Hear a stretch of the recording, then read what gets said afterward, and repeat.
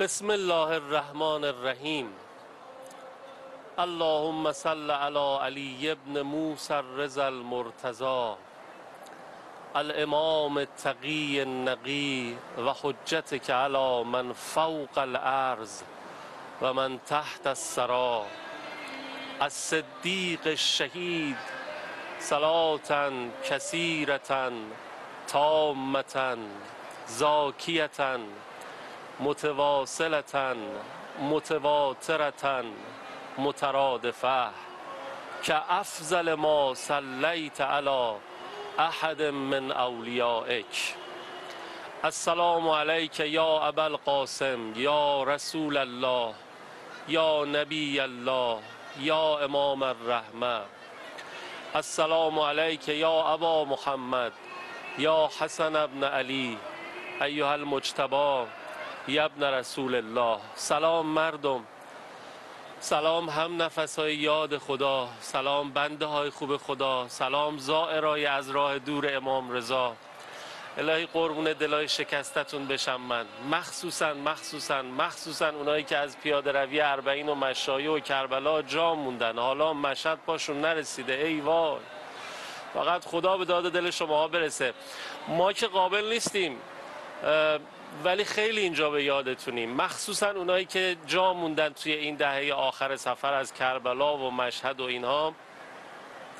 الهی که خدا خیلی زود نصیب و قسمتتون بکنه زیارت درست درمون با معرفت پشت پنجره فولاد. الان میبینین چه صفی بستن و دارن زلف دل گره میزنن به پنجره های فولاد امام رضا جان برای روا شدن حاجات دنیایی و اخرویشون. الهی که خدا قسمت شما بکنه تو این صف بیستید و پشت پنجره فولاد امام رضا باشید. توی مشهد به امروز که 28 صفرالمظفر و من هم امروز رو به خاطر رحلت نبی مکرم اسلام، شهادت امام مجتبی به محضر امام زمانمون، به محضر امام رضا جانمون تسلیت عرض میکنم. امروز رو بهش میگن 48م، یعنی روز عاشورا رو مبدأ قرار میدن. 48 روز بعدش که میشه 28 صفر بهش میگن 48م، اینجا معروف به 48 28 صفر. و به نظرم تو این سالهای اخیرم که من دیدم و به اعتراف خود مشهدی‌ها 48م اگه شلوغ‌ترین روز سال مشهد و حرم نباشه قطعا یکی از 2-3 روز خیلی خیلی شلوغ حرم امام رضا جانه.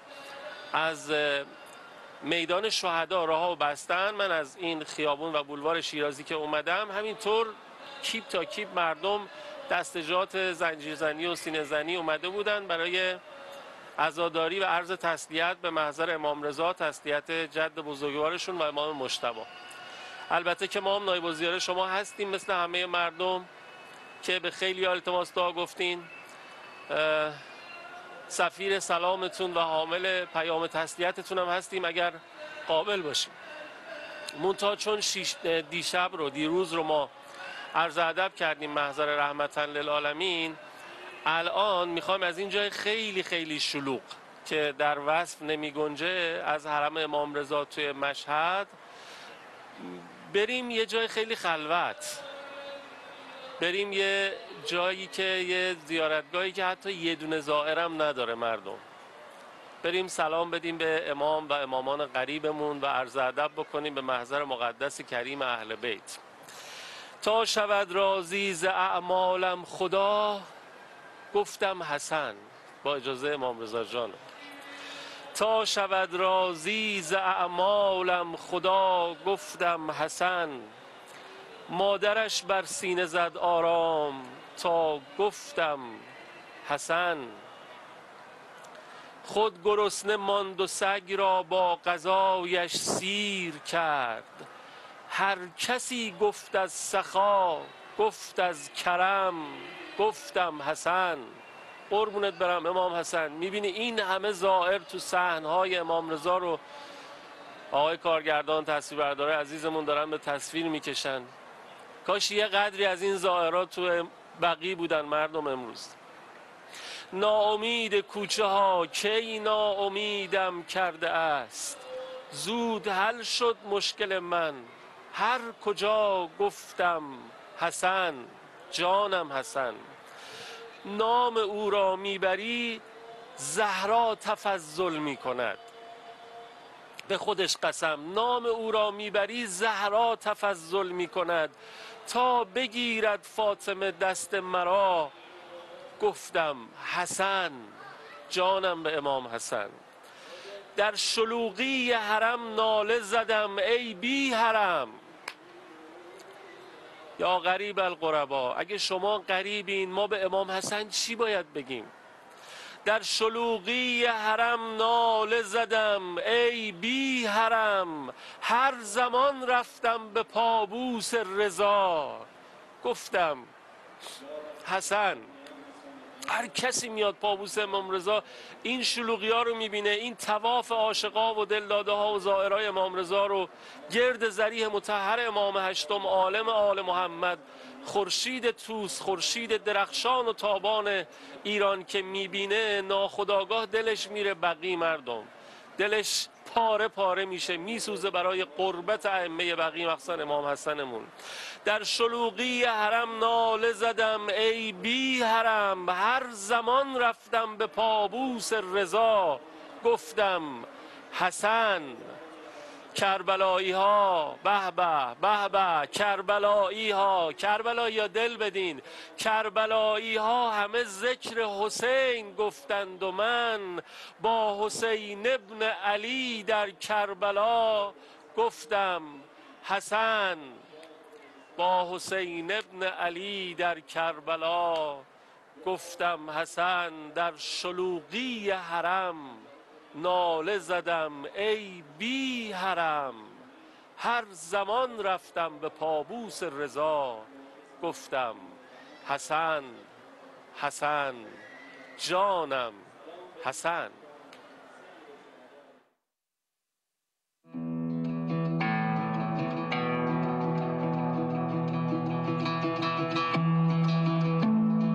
دلم هنوز خدایا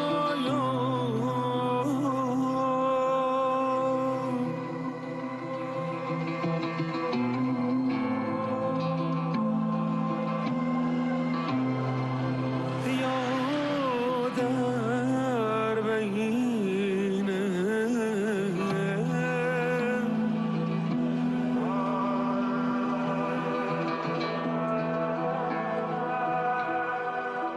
شلوغ کربلا بود،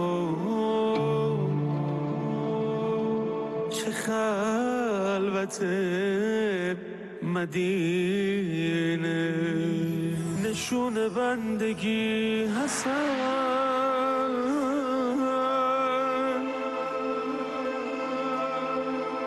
امید زندگی حسن.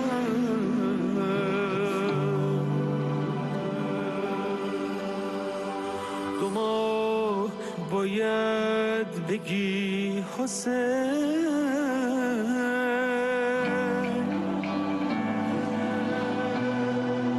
تا که یه شب بگی حسن حسن آقا جان، حسن آقا جان، حسن آقا جان.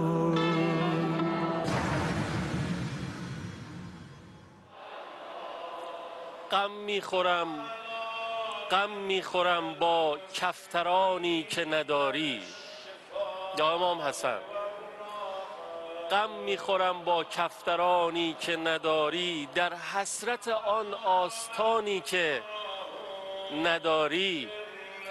در خواب دیدم گریه میکردند با هم، رو به ذریحت خادمانی که نداری. رؤیای من روزه میان مرقدت بود. خدایا یعنی میشه؟ رؤیای من روزه میان مرقدت بود. یا امام حسن دیگر چه رؤیایی زمانی که نداری؟ یا امام مجتبی مشهد که رفتم در خیابانهاش، حتی مشهد که رفتم در خیابانهاش حتی پر بود از زائر، همانی که نداری. قربون غریبیت برم آقا، می ترسم آخر بگذری از قاتلانت، می ترسم آخر بگذری از قاتلانت. آخه در سینه ات جز مهربانی که نداری یا امام مجتبی. می ترسم آخر بگذری از قاتلانت، در سینه ات جز مهربانی که نداری. قربون قربت امام مجتبی بشم من، الهی که خیلی زود حرمهای باصفا برای ائمه بقیع بسازیم، صحنهای باصفا انشاءالله، از صحن حضرت زهرا وارد حرم امام مجتبی بشیم، در حالی که پشت امام زمانمون صف بستیم. مردم الهی که اون روزها رو ببینیم خیلی شلوغ‌تر و با شکوه‌تر از حرم مطهر قریب القربا امام رضا علیه السلام انشاءالله. من زیاد اینجا معطل نکنم شما و دوستان عزیزم رو. حجت الاسلام و المسلمین اصلانی عزیز قدم به چشم من گذاشتن، به نظرم بیشتر از محضرشون که کسب فیسبوک کنیم خیلی خیلی بهتر و افضل‌تر هم هست. آقا سلام علیکم و رحمت الله. عرض تسلیت قبول باشه همه عزاداری. خدا قوت. خوش آمدید. خسته نباشید عرض می‌کنم. مخلصیم. همکاران. بسم الله الرحمن الرحیم. عرض سلام و ادب و احترام به محضر همه بینندگانی که در این ساعت ما رو مشاهده میکنن. جای شما خالیه، حرم امام رضا علیه السلام. اگر لیاقتی باشه نایب الزیاره‌ای برای همه شما عزیزان، قبل از آنی هم که بیام جلوی دوربین در محضر و در پیشگاه مبارک بینندگان، به نیابت از شما یه زیارت امین الله و نماز زیارت خوندم، هم به نیابت همه شما عزیزان و هم به نیابت همه درگذشتگان و عزیزانی که از دست رفتن. خداوند متعال به احسن وجه این شبها هر حاجتی که داریم خدای متعال انشاءالله از کرمش و به لطف حضرات معصوم ما عنایت بکنه. در خدمت. زنده باشید. دم شما گرم عزیز. سلامت. این آقایی شماست، بزرگواری شماست. خیلی ممنونم از این همه مرام و معرفتتون و خیلی حظ بردم و دم شما گرم. هر چقدر یعنی میدونیم ماها مردم چشم امیدشون به کساییه که اینجان دیگه، حالا دوستانشون، رفقاشون، همسایه‌هاشون اومدن کلی التماس دعا فرستادن، همین که ما از پشت حتما اینطوره. بله. آره میگیم واقعا این یه دلخوشیه. خب عرضم حضورتون که درباره امام مجتبی من با اجازه شما یه اشارت‌هایی به قربت امام حسن داشتم. به نظرم دو ویژگی برای امام حسن خیلی جلوه داره. یکی قربتشونه، تا اونجایی که من میدونم امام مجتبی بین یارانشون، بین فرماندهاشون، بین سردارانشون، بین نزدیکانشون، تو خونه خودش دیگه آدم هر جا غریب باشه خیالش راحت. ولی امام مجتبی واقعا از این حیث غریب بودن. بعد از حیاتشون تا حالا هم همینطور که اشارتی شد و جنت البقیع و اینها. این یه بچه قضیه است که توی زندگی امام حسن خیلی پررنگه. یه بچه هم کرامت امام مجتبی است. احسن. ریش و قیچی دست شما باشه. سلامت. از هر جایی صلاح میکنه. عرض به محضر شما بله، خب قربت امام مجتبی علیه السلام زبان زده. نه تنها حضرت آقا امام حسن مجتبی، همه اهل بیت ما در زمان حیاتشون قریب بودن. شاید قربت علامت اصلی انسان‌های بزرگه. وقتی انسانی فرای زمان خودش بیاندیشه، یک نگاه جامع و یک آینده نگری داشته باشه و وقتی از زمان خودش جلوتر باشه، طبیعتاً قربت‌ها و مظلومیت‌ها شروع میشه. شما وقتی تو زیارت جامعه کبیره به حضرات معصومین عرض میکنیم رأیکم علم و حلم و حزم. رأی شما، نگاه شما، نظر شما اهل بیت سه تا ویژگی اصلی داره. اگه این سه تا ویژگی رو خوب معنی کنیم، خوب بررسی کنیم، خب قربت هم از توش در میاد. وقتی شما اهل بیت حرفی میزنید، نظری میدید، اتخاذ موضعی میگیرید، برنامه‌ای دارید، تدبیری دارید، تصمیمی دارید، محاسباتی میکنید، این سه تا ویژگی رو داره. اولا عالمانه است، مبتنی بر اشراف کامل اطلاعاته. خب وقتی بقیه اون اطلاعات و اون به قول معروف داده هایی که معصوم داره ندارن، خب نوع نگاهشون فرق میکنه. همین تفاوت نگاه، همین تفاوت اطلاعات به نوعی تفاوت‌ها رو ایجاد میکنه. دومین ویژگی که در زیارت جامعه کبیره توی نگاه اهل بیت ما داریم این که حلیمانه است، علم و حلم و حزم. حلیمانه است یعنی تابع هیجانات نیست، تابع اتفاقات پیرامونی نیست. هیچ عاملی نمیتونه محاسبات دقیق اونها رو به هم بزنه. خیلی وقتا ما آدم هم اینطوریم، در نگاه ابتدایی، در تصمیم ابتدایی درست عمل میکنیم، درست محاسبه میکنیم، اما یه سری عوامل درونی، هوای نفس، یا یه سری عوامل بیرونی، نظر دوست و دشمن فرقی نمیکنه، اون رأی درست ما رو تابع هیجانات میکنه و تغییر میده. خب هم عالمانه است، هم حلیمانه است. و نکته آخر و حزم با هی جیمی و رزه، یعنی آینده نگری، عاقبت اندیشی، بلندای آینده رو نگاه میکردن. لذا کسی که یه همچین نگاهی داره، خداوند متعال بهش تحمل غربت و مظلومیت هم میده. اللهم صل علی محمد و آل محمد. لذا حضرات معصومین میدونستن در این غربت و مظلومیت قرار میگیرن و برای هدایت بشر، برای اینکه انسانها رو به هدف خلقتشون برسونن، بالاخره حضرات معصومین پدر امتن، این قصه و غربت پدرانه رو تحمل میکردن. اللهم صل علی محمد تا بشریت راه رو پیدا بکنه. خیلی هم دوست می‌داشتن که ما شیعیان بتونیم پا به پای اونها بیان. لذا در روایتی داریم که امام صادق می‌فرماد نحن صبر، ما اهل بیت صبوریم و شیعتنا اصبر منا، اما شیعیان از ما صبورترن. عجیب این روایت. بعد امام صادق علیه السلام در ادامه روایت فرمودن لأننا نصبر علی ما نعلم، ما صبر میکنیم بر اون چیزایی که میدونیم، حکمت‌ها رو میدونیم، پشت صحنه رو میدونیم. اما شیعیان ما یصبرون علی ما لا یعلمون، شیعیان ما باید یه جاهایی صبر بکنن که شاید خیلی حکمت‌ها و اون حقایق رو در اون لحظه نمیتونن. لذا به نظر میاد این غربت و مظلومیت برای همه بزرگان عالم هست. انبیا و اولیا بودن، همین الان هم همینطوره. کسانی که نگاه جامع دارن، نگاه آینده نگر دارن، به قول معروف این غربت و مظلومیت رو دارن. لذا خیلی برای آدمای بزرگ خیلی این غربت و مظلومیت درست سخته، اما چون محاسبا الی الله، با خدا محاسبه میکنن، خداوند متعال چنان برای اونها جبران میکنه که اونها حاضرن غربت و مظلومیتی به مراتب سنگین‌تر از این چیزی که حالا داره بهشون تحمل میشه و وارد میشه، اونها تحمل بکنن. ما چون از نگاه خودمون میبینیم، مسائل رو ارزیابی میکنیم، فکر میکنیم امام هم از همین زاویه میبینه و برای همین چون برای ما خیلی سخت و حالا اون درجه غربت خیلی اعلا به نظر میاد احساس میکنیم، ولی امام چون اون همونجور که فرمودید عالمانه، حلیمانه و حازمانه، آره حازمانه، یعنی آینده نگرانه هستن، خب این کاملا متفاوت خواهد بود. باز در یه وقتی دیگه هم داریم که ان البلا ینزل علی قدر صبر، بلا و مصیبت همیشه به اندازه صبر میاد. عالم ربوبیت حضرت حقه، هیچ چی بی حساب کتاب نیست. هر بلایی، هر مشکلی به وجود میاد قبلا ظرفیتش در وجود ما ایجاد شده. دیدیم خیلی وقتا بعضی آدما میگن ما بریدیم دیگه، ما دیگه نمیتونیم، دیگه بیشتر از این نمیتونم. حتی گاهی اوقات تن میده به خودکشی، یعنی خودش رو از زیباترین نعمت خدا محروم میکنه. میگیم چرا؟ دیگه نمیتونست تحمل کنه.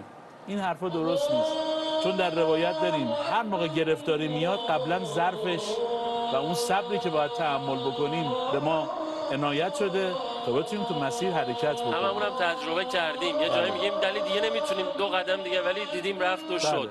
یعنی هر کسی به نوبه خودش غربت و مظلومیت خودش داره، راست میکشه. حالا دل اهل بیت دریایی بزرگه، خب غربت و مظلومیت اونا باید زد جور ما رو هم بکشن. غربت و مظلومیت ما در حقیقت متحمل میشه به حضرات معصومین علیهم السلام. این بحث غربت. خیلی خوب، دست شما در نکنه. من فکر میکنم که حالا ما بخوایم راجع به اون یکی ویژگی دیگه امام حسن کرامت صحبت بکنیم، راجع به اونم یه همچین فرمولی به نظرم میاد باشه ها. مثلا از نظر ما یه سری چیزا کرامته، مثلا یه کسی دست به جیب مثلا بذل و بخشش میکنه، اطعام میکنه، احسان میکنه، اینو فقط مصداق کرامت میبینیم. اما اون دوز کرامتی که در وجود مبارک کریم آل طه هاست اصلا برای ما قابل درک نیست. به نظرم همینه تبیینش باشه. عرض به محضر شما که ببینید کرامت امام مجتبی را علیه السلام اگر بخوایم نگاه بکنیم، پیغمبر عظیم الشأن میفرماید عظمت آقا امام حسن مجتبی یه بعدش تو اسم خود حضرت نهفته است. جابر بن عبدالله انصاری یه وقتی از آقا رسول الله پرسید چرا اسم نوه‌تون، نوه اولتون سبط اکبر رو حسن گذاشتید؟ پیغمبر فرمود تعیین اسامی اینها با ما نیست، با خداست. ما تو روایت هم داریم یا امام حسن یا امام حسین به دنیا که اومده بودن پیغمبر مدینه تشریف نداشتن. دائما به امیرالمومنین میگفتن که یا امیرالمومنین اسمی انتخاب کنید، باید بچه زود اسم پیدا بکنه. امیرالمومنین فرمود من بر پیغمبر سبقت نمیگیرم، ایشون باید این اسم رو بگذارید. و وقتی هم که پیغمبر میومدن میگفتن آقا نام بگذارید برای این نازدانه هاتون، و من هم بر خدا سبقت نمیگیرم. چه ادبی امیرالمومنین اصلا خودش کلی کلاس درسه. اصلا ادب عجیبه. ما در روایات داریم تا پیغمبر زنده بودن امام حسن و امام حسین به آقا امیرالمومنین بابا نمیگفتن، رسول الله رو بابا صدا می‌زدن. آقا امیرالمومنین یا ابوالحسن صدا می‌زدن. وقتی که پیغمبر از دنیا رفت دیگه امیرالمومنین رو پدر صدا می‌زدن، احترام. امیرالمومنین اینطوری بودن، تو عالم پدری و بنیه و اینها میگفتن، ولی وقتی میخواستن اینها رو رسمی صدا بکنن اینها رو به نام بچه های پیغمبر صدا میکردن. بچه های پیغمبر. توی جنگ ها هم اینطور بود، وقتی میگفتن آقا این دو بزرگوار هم جنگیدن بلدن هم شجاعن، چرا میدون نمیرن؟ امیرالمومنین فهم اینا بچه های پیغمبرن، اینا امانت های پیغمبرن. یه همچین فضایی، یعنی انقدر عزیز بود. پیغمبر عظیم الشأن به جابر گفت، فرمودن که اسم خدا انتخاب کرده. خب اسمی که ماها داریم خب اعتباریه.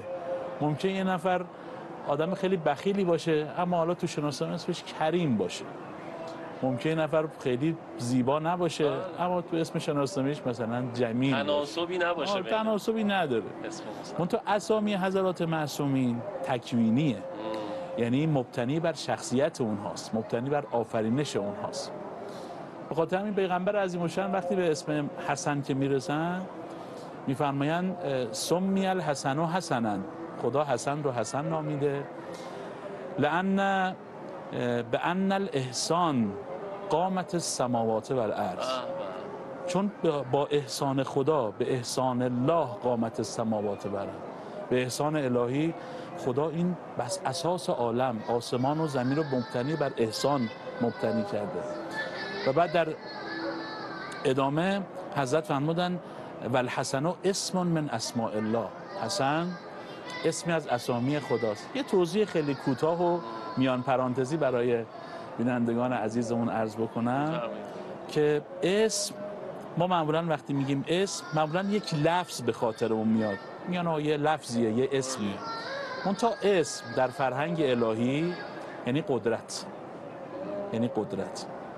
یعنی وقتی به یه نفر حسن میگن یعنی به اسم ایشون، به برکت ایشون آسمان و زمین برپا شده و او حامل قدرت الهی در اقامه آسمان و زمینه و به احسان الله قامت السماوات والارض. لذا در یه روایت دیگه هم پیغمبر عظیم الشأن فرمودن که بی انذرتم، به واسطه من پیغمبر اصطلاحاً تنذیر میشید، ترسانیده میشید، از جهنم بیرون میایید.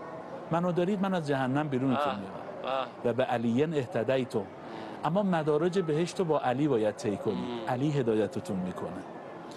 بالحسنه اعطیتم الاحسان، هر چی به شما میرسه به برکت حسن. ای جانم حسن، ای جانم حسن، ای جانم. و بالحسین تسعدون، اما با حسین به سعادت میرسه. به به دیگه وجود نازنین سید و الحمدلله که ما این نعمت بزرگ رو داریم.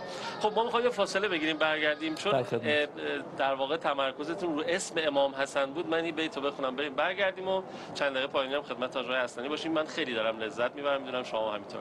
گفتش که ما از لب مسیح شنیدیم این سخن، 100 مرده زنده می شود از ذکر یا حسن. یا حسن. خدا وکیلی این انصافه. شما توی یه خیابونی وایستی، یه جایی وایستی، یه طرف نگاه کنی گنبد با شکوه سرسبز، گنبد خضرای نبی که خیلی هم به حق و آدم حظ میبره، آدم روحش شاد میشه وقتی در واقع این گنبد و بارگاه رو میبینه، این عظمت و این شوکت رو. بعد برگردی این طرف فرزندان رسول خدا، پاره های تن رسول خدا رو اونطور ببینه آدم. ایشالله خیلی زود، من خیلی امید دارم به همین امام رضا، به همین روز مقدس، انشالله خیلی زود من و شما زنده بمونیم ببینیم که هر دو طرف با شکوه باشه انشالله. خب من خدمت آقای اصلانی عزیز خیلی دارم استفاده میکنم و حظ میبرم و خدا رو شکر میکنم از این بابت. فرمودن بخش زیادی از شأن و جایگاه و مقام و کرامت امام حسن از اسمشون هویداست. اسنادش رو هم فرمودن استفاده کردیم، بازم سراپا گوشی. سلامت باشید. مخلص. حالا که بحث فرمایشات پیغمبر شد، زنده باشید. من بخش دوم بحث با این روایت پیغمبر بفرمایید شروع میکنم که پیغمبر فرمودن لو کان الفضل شخصا. شما اگر همه فضائل، همه خوبی ها، همه زیبایی ها رو بتونید ازش یک مجسمه ای درست بکنید، هر چی زیبایی تو عالمه، هر چی کماله، هر چی خوبیه، بتونید توی تصویری، توی تابلویی، توی پیکره‌ای جمع بکنید. حضرت فرمودن لو کان الفضل شخصا لکان الحسن. این پیکره همون حسن من خواهد شد. این تصویر هنری همون امام حسن ما خواهد شد. ببینید یه نکته مهمی که تو بحث کرامات و بحث شخصیت نازنین حضرات معصومین هست، حالا من دوست دارم یه مقدار بحث رو از این فضای انتزاعی بیاریم، یه ذره فرشی‌ترش بکنیم، عصری‌ترش بکنیم، رفتارسازی بذاریم براش. این بحث مهمی. خب چرا خدا این همه زیبایی در اینها گذاشته؟ چرا این همه کمالات تو ایناست؟ جوابش اینه چون امام حسن امامه. امام یعنی چی؟ ببینید ما یه اصل مهمی تو اصول اعتقاداتمون داریم بعد از توحید، میگیم اصل نبوت و اصل امامت. این مغزینه، اون به قول معروف جان کلام این دوتا اصل اعتقادی چیه؟ جان کلامش اینه که ما قرار است بشویم نبی، بشویم امام. اساساً اصل امامت و نبوت یعنی که خداوند تمام استعدادهای این که خداوند متعال به انبیا و ائمه داره در ما انسان ها هم قرار داده. یعنی ما خداوند متعال این بزرگان رو برای ما گذاشته که ما خودمون رو شبیه اونها تربیت بکنیم. خدا رحمت کنه مرحوم آیت الله شاه آبادی، استاد عرفان امام. بزرگترین مباحث شاید عرفانی که حالا تو مباحث انسان کامل که بخش مهمی از مباحث عرفانی هست، ایشون خیلی ساده، ایشون تو بازار تهران، مسجد بازار تهران منبر. بله. اون حرفای عرشی رو، خب هنرمند بودن ایشون، اون حرفای عرشی رو اینطوری برای مردم کوچه و بازار میگه مردم ما تو این عالم اومدیم رسول الله بشیم و بریم. ما تو این عالم اومدیم رسول الله بشیم و بریم. خیلی حرف بزرگیه. خیلی بزرگیه. یعنی یه همچین وسعتی رو خدا به وجود ما داده. یعنی اگر خدا امام حسن رو امام ما قرار داده و همه این زیبایی‌ها رو در وجود امام حسن قرار داده، چون خدا ما رو امام حسن میخواد. بپرسم یه سوال، یعنی تو همین عصر غیبت هم ما این امکان برامون هست؟ بله. اگر قرار باشه عصر غیبت ما رو از اون انسان شدن اون محروم بکنیم که ظلمه، عادلانه نیست. مثلا الان که ما تو دوران استثنایی بشریم، در طول تاریخ هیچ وقت بشر این 1000 ساله رو تجربه نکرده. هر موقع بشر تو دنیا میچرخیده یه نفر رو به عنوان پیغمبر، به عنوان نبی، به عنوان متصل مستقیم به وحی میدیده. تا سوال میکرده میدونسته الان این نبی که داره دهان باز میکنه خدا داره حرف میزنه. ما الان تو دوران استثنایی بشر هستیم، لذا راه بسته نیست. همینطوره. آقای امام زمان هم فرمودن ببین غیبت من به خاطر بعضی دلایله، اصلا ربطی به تربیت شما نداره. شما اگر اراده بکنید که انسان بشید، من آن به آن اون فیض امامت خودم رو به شما خواهم رسوند. قاعده اینه، ما قرار است امام حسن بشیم، لذا خدا همه این زیبایی‌ها رو در وجود امام حسن گذاشته، ایشون رو هم شاخص برامون قرار داده و از همه مهمتر جاذبه ایشون رو در دل ما به عنوان محبت قرار داده.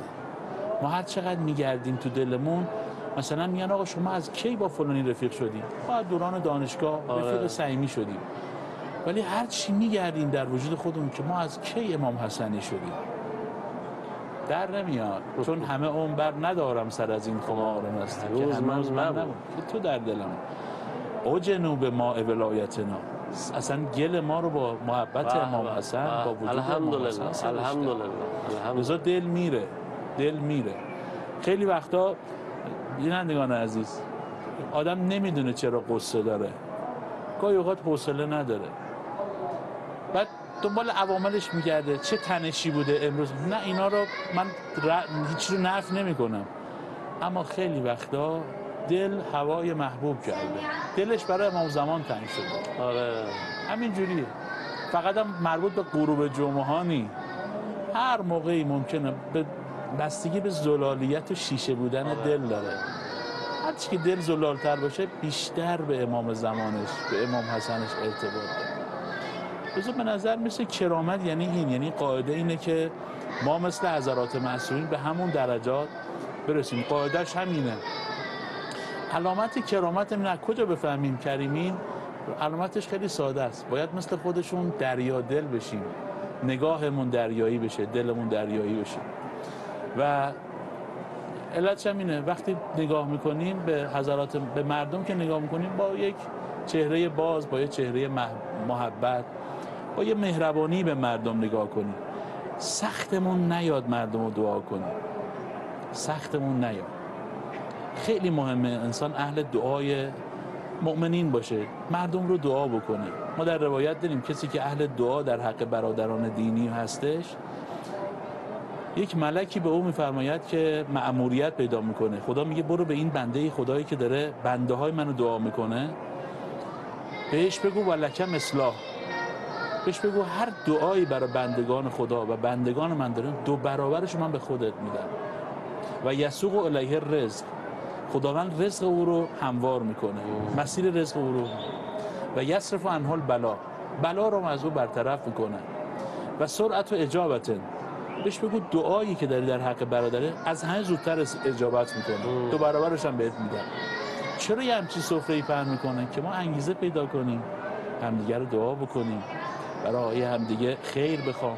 به نظر مثل این کرامتی که هست میره تو این نگاه دریاییه، میره تو این دل دریایی. در خدمت شما. زنده باشید. به نظرم آقا این نگاه دریایی که شما خیلی قشنگ تبیین کردین، این سفره پهن کردنه تو این سالهای اخیر خیلی جلوه کرده ها. تو جاده نجف تا کربلا قوقاست. شما بهتر از من میدونین. و الحمدلله اون سفره، اون کرامت دریایی اینجا تو مشهد مقدس هم خیلی بیشتر از سال قبل شده. من از میدون شهدا تا حرم پشت سر هم 2 طرف موکب بود و مشغول خدمت رسانی به زائران بودن. و اینکه از تو جیب مردم در میاد میره تو جیب مردم، من یاد زندگی عصر امام زمان میندازه. این دریای این سفره خیلی داره گسترده‌تر میشه. الحمدلله رب العالمین. من خیلی لذت بردم از شما، چقدر قبطه خوردم، افسوس خوردم که تا به حال شاید من شما رو دیر پیدا کردیم اینجا. ان شاء الله قسمت بشه تو یاد خدا برنامه‌های دیگه استفاده کنیم و حظ ببریم. دعا می‌کنیم برامون دیگه. همه خوبی‌ها رو خدا در فرج امام زمان علیه السلام قرار داده. من از همه بینندگان عزیزمون خواهش میکنم در این ایام اگر قلبشون متصل میشه به منبع رحمت الهی و میخوان دعا بکنن، در رأس حاجات دعایی برای امام زمان از خدای متعال میخوایم از مابقی زمان غیبت امام زمان اون صرف نظر بکنه به لطف اجداد طاهرینش. و اللهم عجل لولیک الفرج. اللهم عجل ولیک الفرج، به حق امام رضا، به حق امام حسن، به حق آقا رسول الله، اللهم آمین. آقا دم شما گرم، خیلی استفاده کردید. اجرتون با حضرت رضا. خدا. خیلی ممنونم از دوستان خوبم در پخش شبکه قرآن. آقا رضای شکوهی عزیز و همکارانشون هم تشکر خیلی زیاد میکنم که وقت بیشتری به ما امروز اختصاص دادن. اجر همه شما با امام مجتبی. فردا ان شاء الله ما همین حوالی ساعت 6 بعد از ظهر میام خدمتتون در شب شهادت صاحب این گنبد بارگاه. تا زمانی که خدایی خدا پابرجاست، با اجازه امام رضا تقدیم امام مجتبی، تا زمانی که خدایی خدا پابرجاست، پرچم حسن حسن در همه عالم بالاست. یا حسن. خداحافظ. آقا ممنونم. همه شما گرم.